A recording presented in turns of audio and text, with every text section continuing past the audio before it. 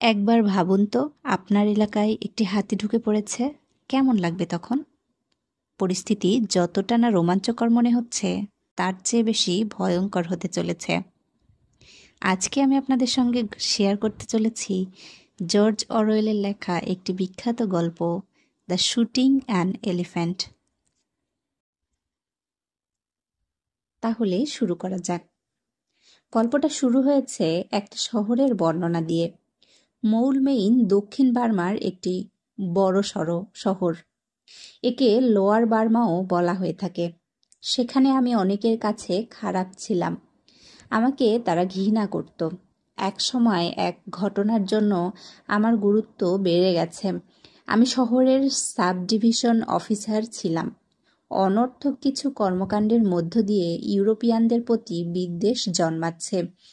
কারোর দাঙ্গা হাঙ্গামা করার সাহস ছিল না, কিন্তু যদি কোনো ইউরোপিয়ান মহিলা বাজারে যায়, তার জামায় কেউ পানের পিক ছোড়ে।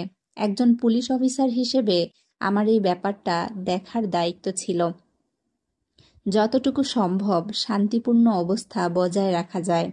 যখন কোনো পাতলা চটপটে কোনো বার্মি জামাকে ফুটবল মাঠে ল্যাং মারে, তখন রেফারি অন্যদিকে তাকায় থাকে। আর উৎসুক জনতার কথা তো কী বলবো। মনে হয় দুনিয়ার সব হাসি জমা রেখে এখানে হাসতে এসেছে। হা হা, হি হি, আরও যত ধরনের হাসার ভঙ্গিমা আছে, কোনোটাও প্রয়োগ করতে ভুলে যায় না তারা। এই ধরনের ঘটনা আমার সাথে আরও কয়েকবার হয়েছে। আমি যখন সরে গেলাম, তখন এক ফর্সা লোক আমাকে বীভৎস রকমের চেঁচামেচি করে গেল। তা দেখে আমার তো যায় যায় অবস্থা। তরুণ বৌদ্ধ ভিক্ষুরা ছিল সবচাইতে খারাপ। কয়েক হাজার ভিক্ষু ওই এলাকায় থাকে। তাদের মনে হয় রাস্তায় রাস্তায় দাঁড়িয়ে থেকে ইউরোপিয়ানদের প্রতি ব্যঙ্গতামাশা করা ছাড়া আর কোনো কাজ নেই। পুরো অবস্থাটা অনেক জটিল, বিপর্যস্ত ছিল। আমি তখন স্থির করলাম সাম্রাজ্যবাদ থেকে নিজেকে সরিয়ে নিয়ে আসব। সাম্রাজ্যবাদ অনেক খারাপ জিনিস। খুব শীঘ্রই আমি চাকরি ছেড়ে চলে যাব। বলতে গেলে সত্যিকারভাবে বার্মিজদের পক্ষে ছিলাম, আর ব্রিটিশ অত্যাচারীদের বিরুদ্ধে ছিলাম। চাকরি শুরু করার জন্য করেছিলাম। আমার একদম ভালো লাগতো না এই চাকরিটা। যা বলে বুঝাতে পারবো না। এই চাকরিতে আপনি দেখতে পারবেন কোয়ার্টারের কাছে রাজা বাদশাদের আকাম কুকাম, দুর্গন্ধ কারাগারে অপরাধীদের গাদাগাদি করে রাখা, অনেক দিন আটকে থাকা মলিন চেহারার অপরাধী, বেতের আঘাতে মানুষের পশ্চাৎদেশে ক্ষত বিক্ষত সব চিহ্ন।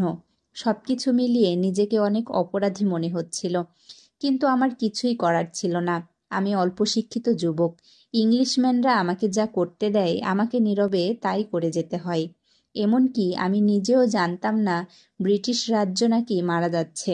আমি এতটুকুই জানতাম কে স্থানচ্যুত হচ্ছে বা কি হচ্ছে, এই সব ব্যাপারে মাথা খাটানোর আগে আমাকে আমার নিজের কাজ করতে হতো।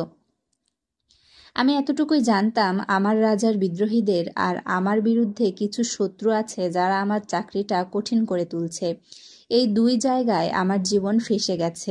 মাঝে মাঝে মনে করতাম ব্রিটিশ রাজ্যটা কেউ ভাঙতে পারবে না। এক জায়গায় বন্দী হয়ে যাবার মতন অবস্থা। আরেকদিকে মনে হতো পৃথিবীর সবচেয়ে বেশি আনন্দ পাওয়া যায় যদি বৌদ্ধ ভিক্ষুদের দেমাগের ওপর বেয়োনেট চার্জ করলে। বোধহয় সাম্রাজ্যবাদের সাধারণ গুণ। যে কোনো অ্যাংলো ইন্ডিয়ান কর্মকর্তাকে যদি ডিউটির পরে ধরতে পারো, তাদের জিজ্ঞাসা করে দেখো, শোনো তারা কি বলে। একদিন দারুণ এক ঘটনা ঘটে গেল। এটি এমনিই ঘটে গেছে, কিন্তু সাম্রাজ্যবাদ সম্পর্কে ভালো একটা ধারণা পেলাম। খুব সকালে পুলিশ স্টেশনের সাব ইন্সপেক্টর ফোন করে আমাকে ঘুম থেকে ওঠালো। বাজারে এক হাতি নাকি তুলকালাম কাণ্ড করে ফেলছে। আমি কি এসে কিছু করতে পারি? আমি নিজেই জানতাম না কি করতে হবে, কিন্তু কি ঘটে তা দেখার ইচ্ছা ছিল সামনে থেকে। তাই ঘোড়া নিয়ে বেরিয়ে পড়লাম। হাতে ছিল পুরান এক রাইফেল।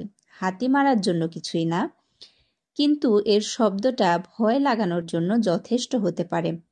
অনেক বার্মিজ আমাকে রাস্তার মধ্যে আটকিয়ে হাতির কাজ কারবার সবিস্তারে বলা শুরু করলো। এইটা বন্য হাতি না, পোষা হাতি। কারোর হাত থেকে ছুটে গেছে এমন। এটি শিকল দিয়ে বাঁধা থাকে। কোনো কারণ ছাড়া পোষা হাতি আক্রমণ করে না, কিন্তু আগের রাতে শিকল ছিঁড়ে পালিয়ে গেছে। হাতিটির মাহুত অর্থাৎ যিনি এই হাতি পুষতেন, যখন অন্য রাজ্যে হাতিটি ছিল তিনি ওটাকে সামলাতে পারতেন, কিন্তু হাতিসহ কোনো কারণে ভ্রমণে বের হতে গিয়ে রাস্তা ভুল করে ফেলেছে। 12 ঘন্টা হতে চলেছে। আজকে সকালে হঠাৎ এই হাতিকে দেখা যায়। বার্মিজ লোকজনদের কোনো অস্ত্র ছিল না, এ কারণে অনেক অসহায় হয়ে পড়েছিল তারা। হাতিটি এরই মধ্যে অনেকগুলো বাঁশের বাড়ি গুঁড়া করে দিয়েছে, গরু মেরেছে, ফলের দোকান পিষে ফেলেছে, আর যা ফলমূল ছিল তাও সাবার করে দিয়েছে। রাস্তায় ময়লার গাড়ি ছিল, সেটাকেও দুমড়ে মুচড়ে ফেলেছে। বার্মিজ সাব ইন্সপেক্টর আর কয়েকজন ইন্ডিয়ান কনস্টেবল কোয়ার্টারে আমার জন্য অপেক্ষা করছে, যেখানে হাতিটি দেখা গিয়েছে। কোয়ার্টার বাঁশ দিয়ে বানানো, তাল পাতার ছাউনি। পাহাড় থেকে বাতাস আসছে চারিদিকে। আমার মনে আছে সেই সকালবেলাটা অনেক গুমোট, মেঘলা ছিল। আমরা লোকজনকে জিজ্ঞেস করলাম হাতিটি কোথায় গিয়েছে এই ব্যাপারে, কিন্তু সঠিক প্রশ্ন পেতে ব্যর্থ হলাম। দূর থেকে যে কোনো গল্প জল্পনা সঠিক মনে হয়, কিন্তু ঘটনার যতই কাছে যাওয়া হয় ততই অস্পষ্ট হতে থাকে। একজন বলে এদিকে গেছে, তো আরেকজন বলে অন্যদিকে গেছে। অন্যজন বলে হাতির নাম জীবনেও শুনি নাই। আমি প্রায় পুরো ঘটনাকে মিথ্যা বলে মনে করে নিতে যাচ্ছিলাম, কিন্তু হঠাৎ একটু দূরে চিৎকার ও কান্নার শব্দ শুনলাম। এই ছেলে, সরে যাও, সরে যাও, এক্ষুনি সরে যাও। এক বৃদ্ধা হাত বাড়াতে বাড়াতে বাঁশের কুটিরের কাছে আসলো। তিনি ছোট ছোট ল্যাংটা ছেলেদেরকে জোরে জোরে চিৎকার করতে করতে তাড়াচ্ছে। আরও কিছু মহিলা জোরে জোরে চিৎকার করছে। ওইখানে নিশ্চয়ই কিছু একটা ঘটেছে। আমি কুটিরের পিছনে দেখলাম এক নগ্ন মৃতদেহ কাদায় পড়ে আছে। সে ইন্ডিয়ান কৃষ্ণাঙ্গ দাবির জাতির কুলি। তখন বর্ষাকাল ছিল, মাটি একদম নরম। তার মুখ 1 ফুট মাটির গভীরে ঢুকে গেছে। মুখ একেবারে কাদায় ভরা, দাঁত বের করা। চেহারা দেখে মনে হচ্ছিল অনেক যন্ত্রণায় মারা গেছে। বলবেন না যে মৃত শরীর দেখতে অনেক শান্ত দেখাচ্ছিল। ক্ষতবিক্ষত অবস্থায় অনেক মৃত শরীর দেখেছে। বড় পশুর থাবাটা সুন্দর করে তার পিঠের ওপর বসিয়ে দিয়েছে, যেন সে একটা বাচ্চা খরগোশ। তাড়াতাড়ি আমি বন্ধুকে বললাম বন্ধুর বাসা থেকে হাতি মারার রাইফেল নিয়ে আসতে। আমি আমার ছোট রাইফেলটা পাঠিয়ে দিলাম। ভয় নিয়ে হাতির সাথে লড়তে যাবার দরকার নেই। কয়েক মিনিটের মধ্যেই রাইফেল নিয়ে আসা হলো, সাথে সাথে 5টা কার্তুজের গুলি। একই সময়ে বার্মিজরা জানালো 100 গজ দূরেই হাতি নিচের ধান ক্ষেতের মধ্যে আছে। আমি যখন যাওয়া শুরু করলাম, পিছনে লোকজন ভিড় জমিয়ে ফেলেছে আর আমার পিছনে পিছনে চলছে। আমি যখন গুলি করতে প্রস্তুতি নিচ্ছিলাম, উৎসাহে তারা চিৎকার দেওয়া শুরু করলো। হাতিটা তাদের ঘরবাড়ি ভাঙছে, সেদিকে কোনো আগ্রহ নেই। তাদের কাছে মনে হচ্ছে অনেক আনন্দের কারবার হচ্ছে। মনে হচ্ছে ইংলিশ ভিড় তার উল্টা মাংস চাচ্ছে। এটি আমাকে অপ্রস্তুত করে দিল। আমার কোনো গুলি করতে খেয়াল ছিল না। আমি রাইফেল এনেছি নিজেকে রক্ষা করতে। ভিড় দেখলেই স্বাভাবিকভাবে নিজেকে কিছুটা দুর্বল করে দেয়। মাথায় রাইফেল নিয়ে আমি সোজা পাহাড় দিয়ে নেমে চললাম। চারিদিকে তাকাতেই নিজেকে বোকা মনে হচ্ছিল। মানুষ দল বেঁধে ধাক্কাধাক্কি করতে করতে আমার পিছন পিছন আসছে। আমার পায়েও বাড়ি লাগছে। পাহাড় থেকে নিচে এক পাকা রাস্তা গিয়েছে। তারপরেই 1000 গজের ধানক্ষেত। জমি চাষ করা হয়নি, কিন্তু বৃষ্টির কারণে কাদায় ভরা ছিল। অল্প অল্প দূরে মোটা মোটা ঘাস ছিল। হাতিটা বাম দিক করে 8 গজ দূরেই দাঁড়িয়ে আছে। সে লোকজনের চিৎকারে কানেই তুলল না, বরং ঘাস ছিঁড়ছে ছিঁড়ছে, পা দিয়ে থ্যাতলা করছে আর তা মুখে নিচ্ছে। আমি তখন দেখলাম আমার পিছনে প্রচুর মানুষের ভিড়, কমপক্ষে 2000 হবে। আরও বাড়ছে। রাস্তা পুরো বন্ধ হয়ে গেল। আমি দেখছি হলুদ মানুষের গণসমুদ্র। তাদের মুখে হাসি আর অনেক উত্তেজনা কাজ করছে। সবাই জানে হাতিটিকে এখন গুলি করা হবে। তারা মনে হয় জাদু দেখছে। সবাই আমাকে সামনের দিকে ধাক্কা মারছে। পূর্ব দিকে শ্বেতাঙ্গের আধিপত্যর ব্যর্থতা আমি হা করে গিললাম। এইখানে আমি শ্বেতাঙ্গ, যার সাথে বন্দুক আছে, আর সামনে সব নিরস্ত্র মানুষ।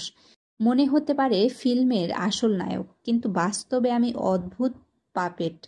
জনসমুদ্রের ধাক্কায় একবার এদিকে যাচ্ছি, আরেকবার ওইদিকে। আমি বুঝতে পারছি ঠিক এই সময় শ্বেতাঙ্গ মানুষ মারদাঙ্গা হয়ে সবকিছু তছনছ করে দেয়। সে কিছুটা হালকা হয়ে যায়, পরে ভালো মানুষের মূর্তির মতন আকার ধারণ করে। এইটাই তার নীতি থাকে। সে স্বদেশী স্বার্থ রক্ষায় নিজের সারা জীবন উৎসর্গ করে দিবে। স্বদেশীদের স্বার্থ রক্ষার জন্য যা করার দরকার তাই করে। মুখে মাস্ক থাকে, পুরো চেহারাটা সেইভাবে ফিট করা থাকে, মনে হয় কিছু একটা করতে যাচ্ছে। যখন আমি রাইফেল আনিয়েছিলাম তখন নিজেকে সেই রকম হিরো হিরো লাগছিল, কিন্তু হাজার মানুষের সাথে নিয়ে পুরো রাস্তা আসার পর এখনো কিছুই করা হয়নি। অসম্ভব একটি ব্যাপার। মানুষজন আমাকে দেখে হাসবে, পুরো জীবন ধরে আমাকে তা সহ্য করতে হবে। কিন্তু আমি হাতিটাকে গুলি করতে চাচ্ছিলাম না। আমি তাকে দেখছিলাম হাঁটু দিয়ে ঘাস পাড়া দিচ্ছে। আগের খবরদারি ভাবটা এখনো তার রয়ে গেছে। আমি পশু মারতে তেমন খুঁতখুঁতে নই, কিন্তু আমি তখনও হাতি মারিনি, কখনো তা করতেও চাইনি। যে কোনোভাবেই হোক বড় প্রাণী মারাটা ভালো না। অন্যদিকে পশুর মালিকের কথাটাও চিন্তা করতে হচ্ছে। জীবিত অবস্থায় 5 পাউন্ডের হাতি, কিন্তু মৃত অবস্থায় শুধু দাঁতের দামটাই 5 পাউন্ডের হবে। কিন্তু আমাকে কিছু একটা দ্রুত করতে হবে। আমি লোকজনকে জিজ্ঞেস করলাম, কেমন দেখতে হাতিটা? তারা সবাই বলছে, আপনি যদি তাকে যেতে দেন তাহলে সে কিছুই করবে না, কিন্তু তার কাছে গেলে সে আপনার দিকে তেড়ে আসবে। আমি জানি আমার কি করা উচিত। আমি কয়েক গজ সামনের দিকে গেলাম হাতিকে দেখতে। যদি সে তেড়ে আসে আমি গুলি করে দেব। যদি আমার দিকে না তাকায় তাহলে মাহুত না আসা পর্যন্ত তাকে এভাবেই রেখে দেব। কিন্তু আমি জানি আমি এরকম কিছুই করব না। আমার ভালো নিশানা নেই, আমার সাথে হাঁটু পরিমাণ কাদা। যদি হাতি তাড়া করার সময় গুলি করতে না পারি, তাকে মেরে ভর্তা করে দিতে হবে। কিন্তু এখন পর্যন্ত আমি কিছুই করিনি। আমি শুধু মানুষ দেখছি, মানুষের ভিড় দেখে আমি মোটেই ভয় পাইনি। এইটা অনেক সাধারণ একটা ব্যাপার। হিরোরা ভয় পায় না, কিন্তু মনের মধ্যে এক বিষয় কাজ করছিল, যদি কোনো রকম উল্টাপাল্টা হয় তাহলে এই 2000 মানুষ আমাকে আস্ত রাখবে না, একদম ভর্তা করে দিবে। তারপর শরীরটাকে তুলে নিয়ে পাহাড় থেকে সোজা খাদে ফেলে দিবে। এর মধ্যে কিছু মানুষ হাসাহাসিও করবে। একটা উপায় অবশ্য ছিল। আমি বন্দুকে গুলিগুলো ভরলাম, তারপর রাস্তায় ভালো নিশানা পাবার জন্য শুয়ে পড়লাম। ভিড় এখনো বাড়ছে, অনেকটা নীরবতা, সবাই ব্যগ্রভাবে তাকিয়ে আছে। মনে হচ্ছে অবশেষে থিয়েটারের পর্দা উঠে গেছে। মোটের উপর সবাই মেতে আছে। জার্মানির রাইফেলটা ভালো ছিল। হাতির কান থেকে সরে মাথার সামনে নিশানা করলাম। আমি গুলি করলাম, কিন্তু কোনো শব্দ শুনলাম না, বরং উল্টা মানুষদের শব্দ শুনলাম। গুলি মারতেই কিন্তু তখন একটা আশ্চর্য ব্যাপার ঘটল। সে নড়েনি, পড়েও যায়নি, কিন্তু তার শরীরে পরিবর্তন ঘটল। তাকে হঠাৎ ভীত সংকুচিত মনে হলো। গুলির ভয়ে মনে হলো অবসন্ন হয়ে গেল। 5 সেকেন্ড পরে সে হাঁটু গেড়ে বসে পড়ল। তার মুখ থেকে লালা পড়ছে। পুরো বার্ধক্য অবস্থা যেন তাকে ঘিরে ফেলেছে। মনে হচ্ছে 1000 বছরের হাতি। আমি আবার ওই জায়গায় গুলি করলাম। সে ভেঙে যাবার বদলে আস্তে আস্তে আবার উঠে দাঁড়ালো। আমি আবার গুলি করলাম। এইবার কাজ করেছে। পুরো শরীর ব্যথায় কেঁপে উঠছে, পায়ে শক্তিতে ভর করে আছে। পড়তে গিয়ে সে মনে হয় আবার উঠে দাঁড়াতে চাচ্ছে, কিন্তু দাঁড়াতে পারেনি। এমনভাবে মাটিতে পড়ল মনে হলো আস্ত একটা পাহাড় ভেঙে পড়েছে। তার মাথা আকাশের দিকে গাছের মতন মুখ করে আছে।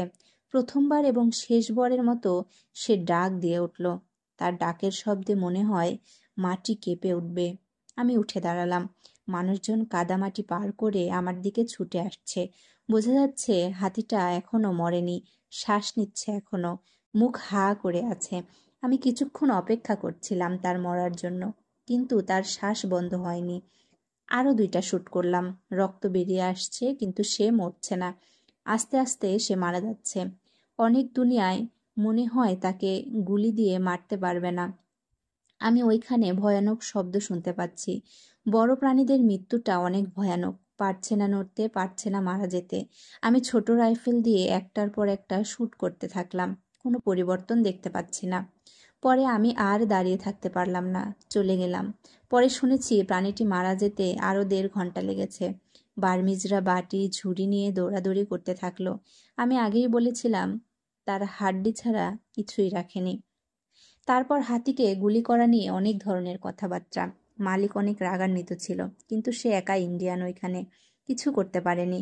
কিন্তু আইনগতভাবে আমি ঠিক কাজ করেছিলাম। পাগলা হাতিকে মারা উচিত, পাগল কুকুরের মতন। ইউরোপিয়ানরা পর্যন্ত 2 ভাগে ভাগ হয়ে গেল। বয়স্করা বলল আমি ঠিক করেছি। যুবক যারা আছে তারা বলল এক কুলিকে মারার জন্য হাতিকে মেরে ফেলা অনেক জঘন্য কাজ, কারণ কুলির চেয়ে হাতির দাম বেশি। কিন্তু পরে আমি খুশি হয়েছি কুলিটা মারা গিয়েছে দেখে, কারণ গুলি করার সময় আমি দেখতে পেরেছিলাম মাঝে মাঝে নিজে অবাক হই ভেবে, যদি বোকা না দেখানোর জন্য এইসব করেছি জানতে পেরে যদি কেউ ধরে নিয়ে যায়। গল্পটা এই পর্যন্তই। সবাই ভালো থাকবেন, দোয়া করবেন। আল্লাহ হাফেজ।